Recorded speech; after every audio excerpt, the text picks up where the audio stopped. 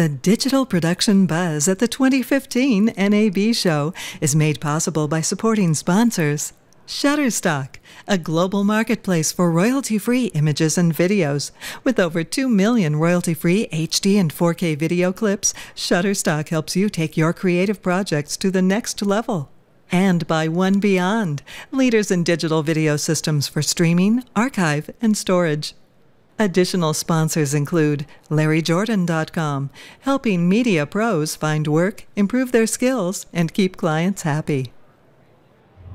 Beaming live from the 2015 NAB Show in Las Vegas. Media, technology, news, insight. Connecting media professionals around the globe. This is the NAB Show BuZZ Live. And welcome to the Digital Production Buzz, the world's longest-running podcast covering media production, post-production, and distribution around the world. Hi, my name is Larry Jordan, and we are live at the 2015 NAB Show. And not only are we live with audio, we are live with pictures. For the first time in our 8-year history, we are broadcasting video and audio direct from the show floor here at NAB. The show is opening in about half an hour. Actually, the show opened about 20 minutes ago, and we have got probably the finest group of industry pundits, experts, and wizards that you would ever want to meet in one show. We're going to be talking first with Ned Soltz about new cameras that are introduced at the show, Philip Hodgetts, the brand new Final Cut 10.10.2 release, Carey Dissmore, the new reveal from Adobe, and Oliver Peters looking at some of the other elements that were going to be announced here at the show. It's just incredibly exciting. It's our first one, and it's brand new, NAB 2015. And I'll be back with Ned Soltz right after this.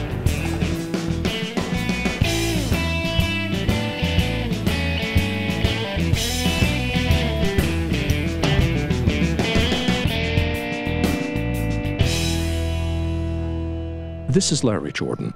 I'd like to introduce you to one of our sponsors, Shutterstock.com. They're a global marketplace for royalty-free images, videos, and music. Shutterstock helps you take your creative projects to the next level. Been there, yeah. Whether it's for your website, a publication, an ad, video, or any other type of project, you can choose from over 2 million royalty-free HD, even 4K stock video clips. These include time-lapses, aerials, green screens, and model-released video. Take 25% off your first purchase. Go to Shutterstock.com and use offer code NABBuzz15. That's NABBUZZ15. And if you're attending NAB in person, visit Shutterstock at booth C1727 in the Central Hall. It's all at Shutterstock.com.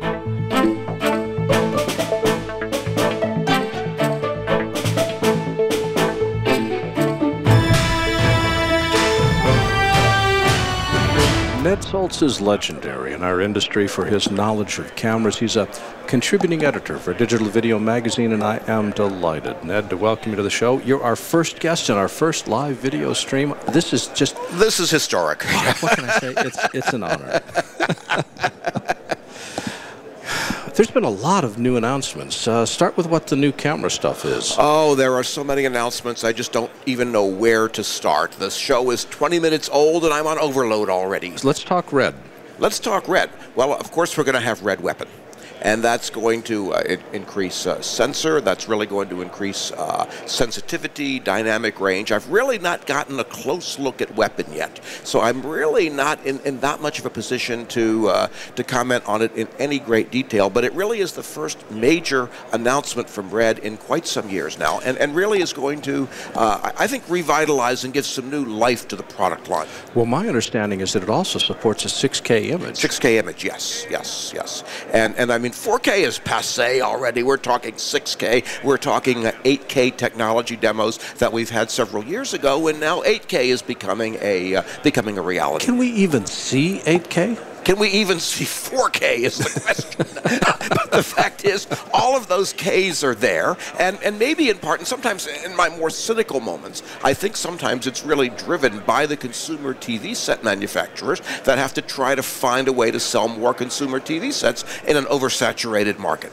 They tried it in 3D, and thank God that failed. But 4K is here, and 4K is real. But regardless of the display technology and the delivery technology, we've talked many times before on the Buzz about how I feel so strongly that 4K acquisition is unquestionably the way to go, if for no other reason than for punching in or for down-resing to HD if you're delivering in HD. So really, at this point, 4K is a given. So we'd be using 6K and 8K also in acquisition, again, to allow us to change shot angles? To allow us to change shot angles, or in cinema, particularly if we're going to the big screen. As resolutions of projectors increase and we're able to display those in a cinematic sense, I think certainly 6K. I mean, even several years ago in Japan, NHK and Hitachi had attempted a technology demo of 8K broadcast, and so that's going to be coming as well. Okay, so new cameras. We've got Red. What else is coming? Well, we've got Red. I'm just fresh from the Blackmagic announcements, which are very exciting because, first of all, Ursa as well as Ursa Mini, they both have the option of a 4.6K sensor. So that 4.6K sensor is actually going to be used in the film scanner as well, because if you want to scan 4K, you've got to go slightly above 4K in the telecine to allow for the perfs. But you're going to have more resolution coming off of these cameras, and it's a $2,000 upgrade to existing owners of Ursa, but you're going to be able to get more IRE range that Blackmagic is claiming, and certainly higher resolution issues, and holding to Blackmagic's promise that the Ursa sensor is going to be upgradable. But now, along with that, for those that really want the smaller camera, there is this really neat little Ursa Mini, which is just in a small form factor. And for $395 extra, you get a shoulder mount for it, and all these other mounts are $800 or $900. I mean, the Croziel mount for my FS7 was like $900 or something. You know, it's beyond belief what they're able to do and deliver. And they're going to have an EF version of it for $3,000, and for $2,000 more, there'll be an EF version with the 4.6K sensor, and for a little premium over that, there'll be a PL mount option. But basically, what you've got is a full 4K camera that's going to be able to record RAW, throw it on your shoulder. It's a magnesium alloy body, form factor like the FS7, which I purchased and love, by the way, and that's another camera to really be looking for. But it's going to have the little extension handle, and it's going to shoot to ProRes, and it's going to shoot RAW. Internally in the camera. And now AJA, by the way, Scion has announced a program that there'll be 100 Scion cameras given away for free by application. So they're putting $1 million into this to give away 100 Scion cameras for people to be able to use on their productions. And this is free to get that camera out. Now, I reviewed it. And I feel favorably about it. There have been some very negative comments that have come out about Scion, but the fact is, I think it delivers a very nice image. I think it's a very usable camera. I think, like with anything, there are going to be some faults. I raised some construction issues on it, but in the bottom line is, I like what comes out of it, and I like the ease of the use of it. So I mean, they're all good. I said this last time I was on the Buzz, in fact. There really aren't any bad cameras. Well, we've looked at all the alternate sources, Red, HAA, Blackmagic. These are the new guys on the block. Have we heard any camera noise from some of the old vendors? Well, Panasonic was having a press conference just a little while ago, so I have no idea what's come down from Panasonic yet. I mean, every time I look at my iPhone, there are about 30 new emails every 10 minutes.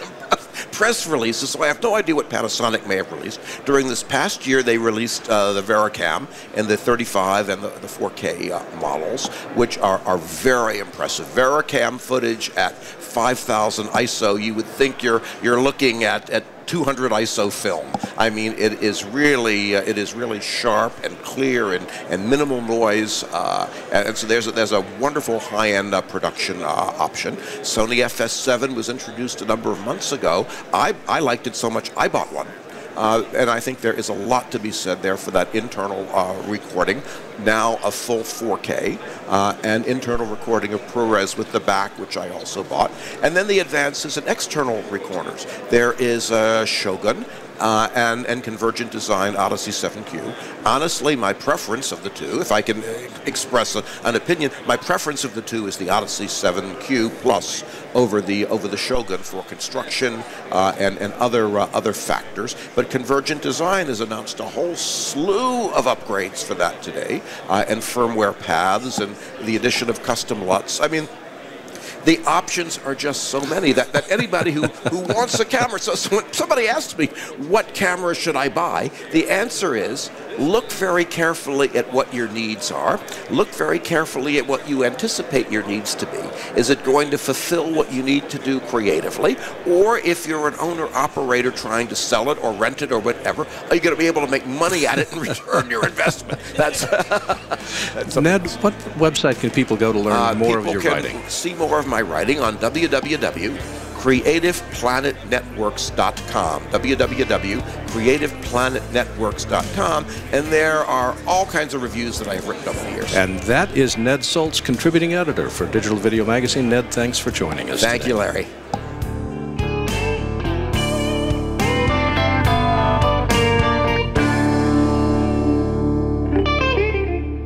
Beyond loaned us the video gear we're using to present the BuZZ at NAB. We're using 3 One Beyond StreamCam PTZs for our live cameras and the One Beyond Stream Machine Pro to switch, add titles, encode, stream live, even record the show for later posting.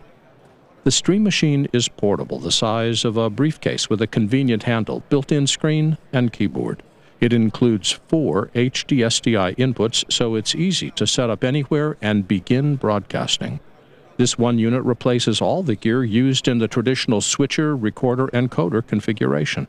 Also new at the show, the One Beyond StreamCam Auto Tracker. The Auto Tracker automatically follows a speaker with no camera operator required. One Beyond has a new way to experience a multicam event online. The One Beyond U-Switch player lets the viewer switch between cameras in their browser, live, as they watch. See all of these at onebeyond.com.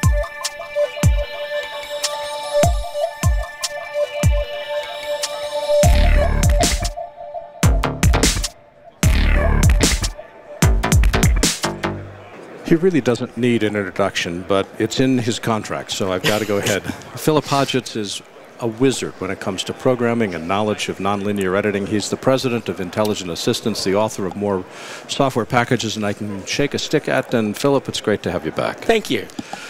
Big news this morning, 9:01, Apple announces the latest version of Final Cut, version 10.2. What's the news?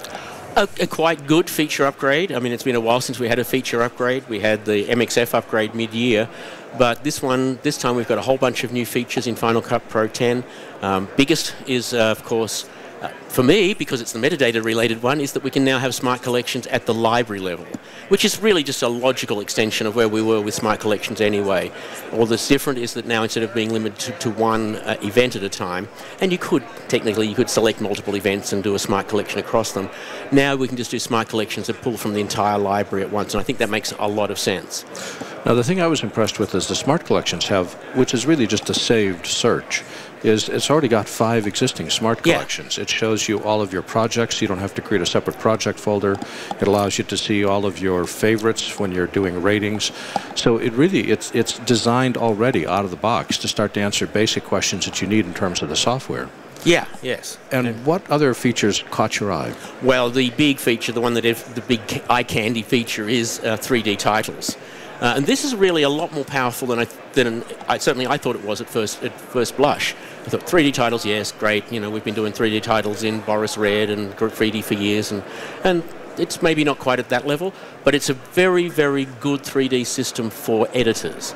and this is what we're really focused on with Final Cut Pro 10, is this is the tool for editors who need to do everything but don't necessarily have great design skills, and that's a part of the power that Apple gives us. It's really a full 3D subsystem shared between Motion and Final Cut Pro 10.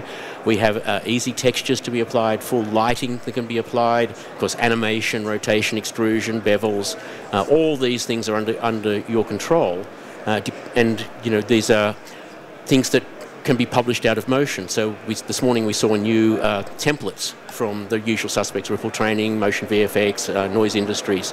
So they're taking advantage of that already. So I thought that was pretty powerful. But I noticed somebody pointed out on fcp.co that, well, it's got no shapes. Well, in fact, there are lots and lots and lots of shapes we can use. Most people don't realize there are fonts that are glyphs. I mean, look, I found a font. Shapes. Yes, that are shapes. I found a font that is just a whole bunch of images of Corey Feldman, if you remember him. Well, one of the things that impressed me about the 3D titles was its materials, where you're able to map different textures and different colors to the glyph, and you've got 6 sides. You've got the front edge, the sides, the side edge, and the back. And to be able to change the textures and colors associated with each of these, I was very struck with how flexible and powerful those were. They are, yes. It's a very, very powerful feature, and of course, we're moving more into an era where people expect eye candy. I find myself editing and thinking, you know what? My editing is not really modern and punchy because it doesn't have the eye candy that everyone's doing.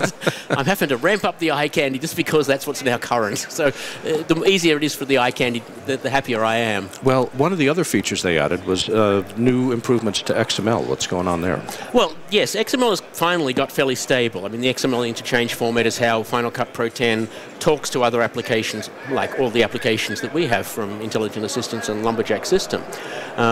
And it's important for us that we have accuracy in that. Well, with the 1.4 XML version, which was with 10.1.2, we got support for libraries.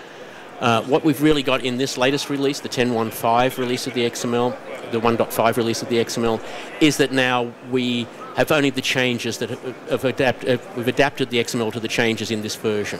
So, for example, now that the color board is an effect rather than a fixed place in the pipeline, that changes in the XML a little bit. The optical flow, there's new optical flow and there's old optical flow, and that's reflected in the XML. But generally speaking, it's very much the same as it was for the 1.4 release. And one of the cool features is that finally in 10.2.2 we can save as 1.4 XML, so we can go back one version to 10.1.2. Oh, that's very cool. Yeah. I wouldn't.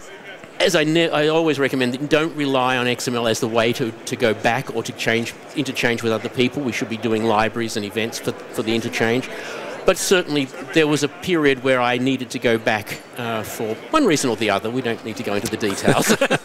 And I found that, yes, it went back into the earlier version of Final Cut Pro 10 with no loss, but it was a fairly simple event. What's your thought on the new scopes?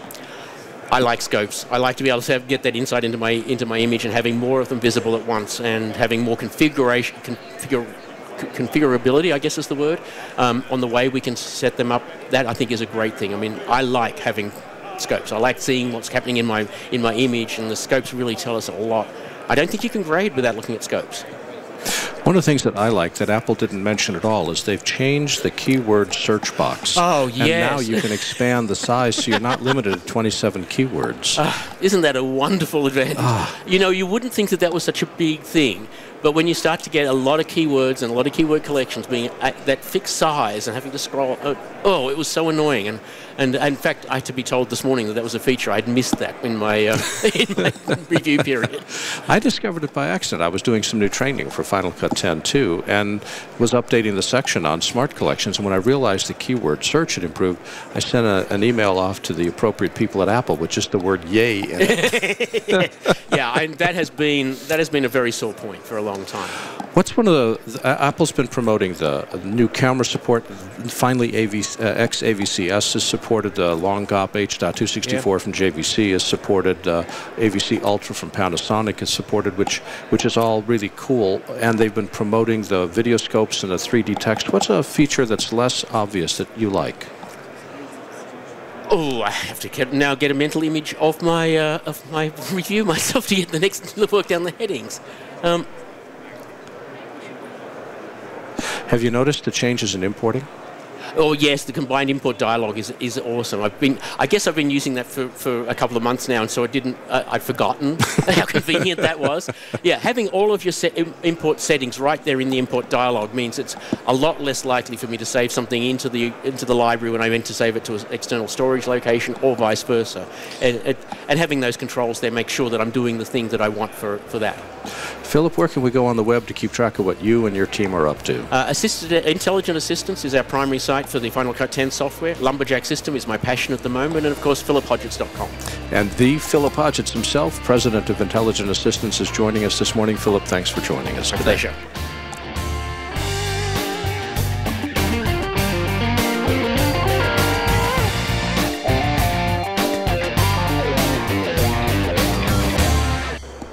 You know him as the man that runs iMug. You also may know him as the leading light behind the Media Motion Ball. But in real life, Carey Dissmore runs his own post-production facility. And I'm delighted, Carey, to have you with us today. Thank you, Larry. First, Media Motion Ball is tonight. Yeah. A gigantic bash with hundreds of thousands of people reveling in wild... What the heck is the Media Motion Ball? The shortest way to say that is it's a celebration of the user community. The celebration of the user community. Hang on, Yep. I'll just move your mic down. Okay. What's that mean?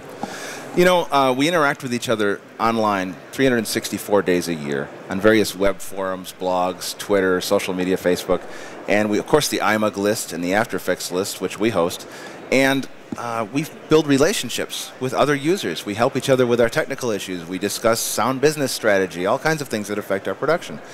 One day a year, we get together at the Media Motion Ball and have dinner and celebrate.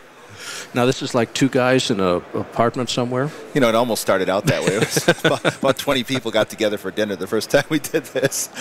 and then it grew a lot the next year. We like, you know, restaurant can't handle this. We need to get a room somewhere. And the Media Motion Ball was born from that. How big is it now? We'll have about 438 tonight, and unfortunately we've maxed out. We've been sold out a couple of weeks. We've got about 50 on the wait list.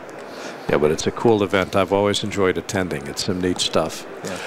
Putting your business hat on for a second, you've been using Adobe Premiere for a long time, Yep. and you're one of the atypical people that's on Windows as opposed to Mac, and that makes Premiere even more attractive because it's cross-platform. They just recently did what they call a product reveal, which is all new versions of their new products which they're introducing but have not yet released. What is some of the highlights that caught your eye, say, starting with Premiere?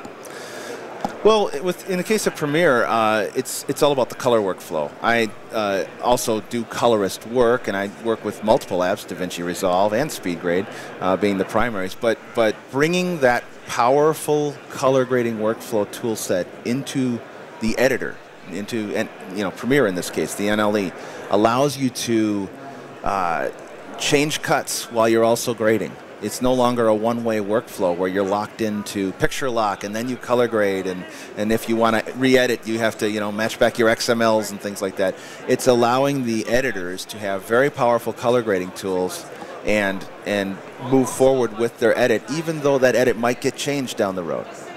Now, there's something in Premiere that I saw which really puzzled me. What is this morph transition they've been talking about? You know, it's something I've been doing on my own, like through like a multi-step, deep, complex process, exporting 2 frames to After Effects and tweening them with optical flow and things. Now you just sort of take this morph cut. If you have like a lockdown interview and you've got a talking head, and you've got a jump cut where you took out an or an ah or whatever. Editors face I've these never things. known that to happen. I think I'm saying a lot right now. Are you going to edit this? Morph cut. Yes. But seriously, you drop a transition on, set it to a short number of frames. I recommend 10 frames or less if you can get away with it. And literally, it will optical flow transition the jump cut away. Are you serious? Yeah. It just invents new video between the 2 frames. Yeah, and you can get rid of the ums and the ahs and the stumbles and the retakes and everything else that people prattle on about. What else caught your eye with Premiere? We're going to go to After Effects in a second, but what else caught your eye with Premiere? Well, with Premiere, it's really, I would call it evolutionary, but there's a lot of refinements to the user interface. one thing that a lot of people ask for is the ability to adjust the blue highlight text and the color. It's for better contrast for certain viewers like me who are a little bit aging in their eyes and could use a little more contrast. It helps. But the interface has been retooled with sort of some more fly-out panels and just a cleaning up. It also benefits if you're cutting on a laptop. Now, I cut on PC workstations with lots of big monitors in my edit suite, but I also cut on Mac laptops. And, you know, I can go back and forth with my Creative Cloud license, no problem, but on the smaller screen of a laptop, having these fly-out panels that can tuck away and get out of your way, more task-oriented things, I think that's a benefit. That's a real big benefit. Now, another huge product is After Effects. What's happening there? You know, so many things in After Effects. There's been a huge engineering undertaking. After Effects is a very mature app. It's been around for 22 years now. And I had version 1 when it was COSA and on floppy and 1993.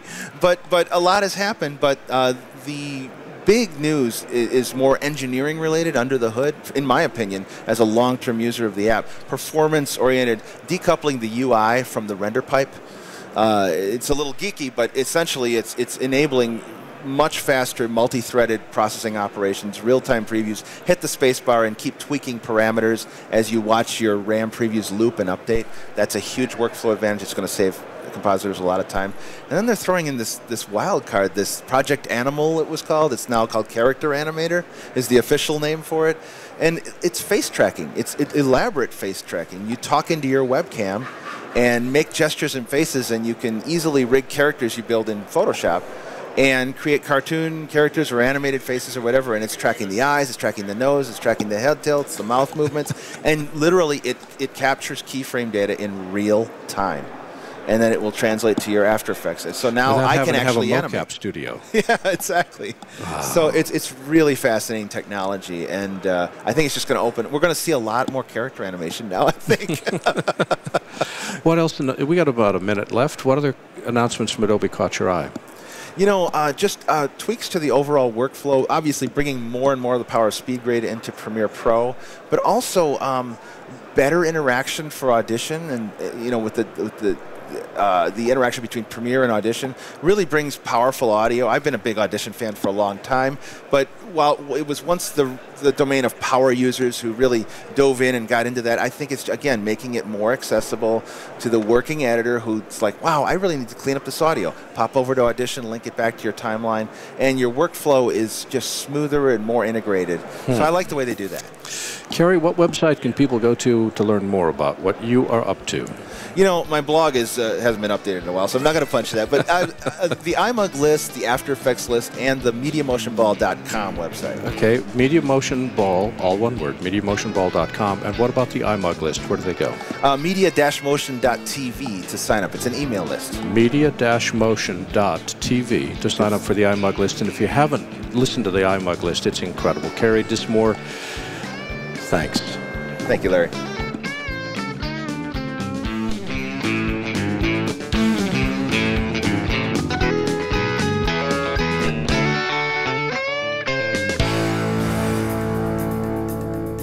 I've got a ton of brand new training videos showcasing all the new features in Final Cut Pro 10.2, and they're all available today. In fact, we've updated our entire Final Cut training for this release. We added more than 70 new movies covering every major and minor new feature in the software. Then I figured as long as I was recording, I added new techniques and new ways of working that I've discovered and written about in my newsletter over the years. We've updated our workflow and editing training with 31 new movies and effects with 41 new movies. This makes our Final Cut training the most comprehensive, most up-to-date, and most affordable way to learn everything about this amazing software. It's quick, it's easy, and it's complete. I'm proud of all of my training, and especially proud of this one. Get your copy today in our store at larryjordan.com, or even better, become a member of our video training library and get access to all of our training for one low monthly price. Both are incredible values. Thanks.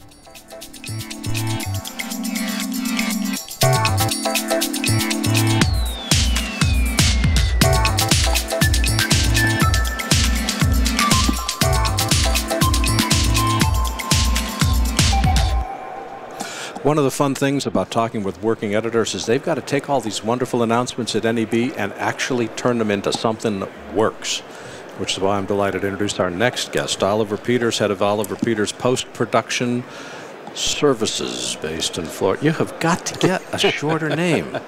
Man, anyway, Oliver, welcome. Good to have you with us. Thank you. One of the big announcements coming out today is DaVinci Resolve 12. What did Blackmagic talk about?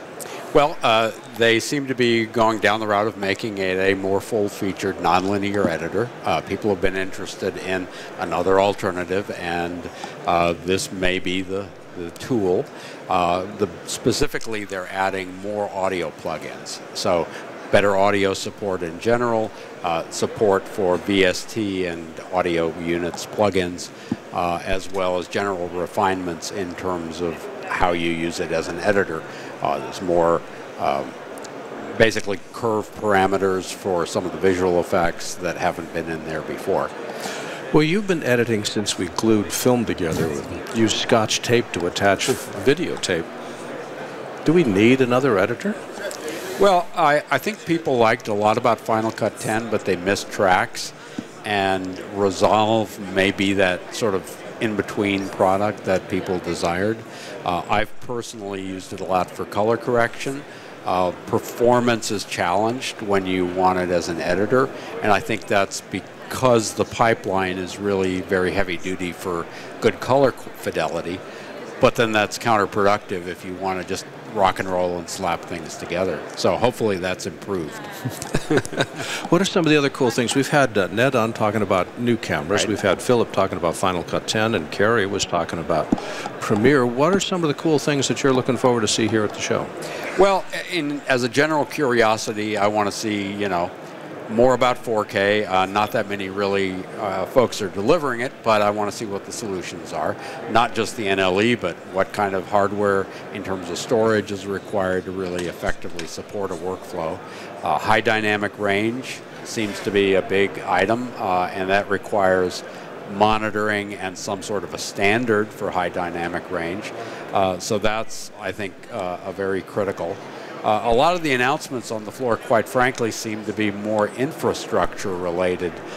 Folks like Quantel and Sony and that have a lot of products that relate to kind of a transition away from SDI connections and going to IP related connections. Now, I'm a freelance editor, so that doesn't really affect me, but if you're a facility with an infrastructure, then you start looking at oh my gosh, does this mean changing routers and everything else?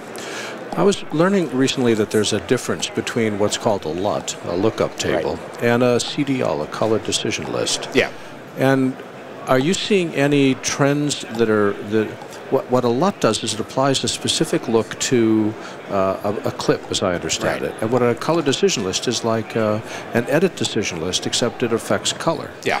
And this is my first exposure with a CDL. Are you seeing that, is that something which is in a very niche market, or is it something which we're starting to see expand into the broader market? Well, I think there's two parts to that answer, right? Because you have LUTs that are sort of mathematical transforms. I've got a flat ARRI log C file and I want it to be properly represented. So that's more of a technical issue. But that same technology is used for a creative look. And that can be what the DP wanted. They decided something on set and they want that look. Or it can be something, you use to have a bleach bypass look or some sort of a stylized look. What the CDL is really a sort of a common denominator language for moving color correction information between systems. And you can use a CDL to create a LUT, but a LUT can also be more complicated than that. So CDL could be equated to an XML file? Yeah, specifically it translates what most color correction tools think of as lift, gamma, gain. It uses a terminology called slope, offset, and power, essentially in a different way of saying the same thing. And it's got RGB values for those, and then it's got a saturation value. So those things can be expressed in a text file, in a comment, in an XML, and various human readable formats that can then be moved from system to system. So, for instance, if a DIT tool creates a CDL for a shot and the NLE can understand that information, then the DP basically gets his shot represented in the edit suite without that look being fixed or, so-called baked into the shot. So we've seen that there's a lot of new announcements talking about infrastructure, and we've seen that there's a lot of new cameras because everybody wants to have a new camera. Right. What else should we pay attention to? Well, monitoring. Everybody's looking for affordable, high-quality monitors that Almost are an oxymoron, isn't it? Exactly. But I think the days of paying $30,000 for a reference monitor are gone for most users, and so that's something that I think probably the holy grail, but it's something people are looking at. I've been a big fan of Flanders Scientific for a long time. They've got really nice monitors at a really affordable price. Right. So I'm looking forward to seeing what they're showing off in their booth as well. What else are you looking at? Well, storage. Storage is always... you can't have enough, can you? Well, and shared storage particularly, because that's always been a high-ticket item, and that price point is coming down. There's a new cool thing. Acusys is announcing shared Thunderbolt storage. Okay. Where you've got a RAID 5, and you can have multiple people accessing it via Thunderbolt, as opposed to via standard IP or just Thunderbolt Direct Connect. I have not yet seen the product. I've been reading the releases, but that's something that I'm interested in seeing a little later. We're going to have them on the show in a couple days. Yeah. JMR's a company that a lot of people have looked to. Avid just released what they're calling the ISIS 1000. And a free version of Media Composer. Yes. They introduced this initially with Pro Tools as Pro Tools first. Now there will be a Media Composer first, which hasn't completely been decided what's going to be restricted and how that functions. The idea, though, is to present a version of the program that a brand new user, student, whatever, can get acquainted with, can do real projects in, but then, obviously from the company's standpoint, will then turn around and buy the full version. And the trick, of course, is then to roll in their projects into the full version. Oliver, what website can people go to learn more? Best way to find me is on my blog, which is digitalfilms.wordpress.com. And that author is Oliver Peters. And Oliver, thanks for joining us today. Thank you very much.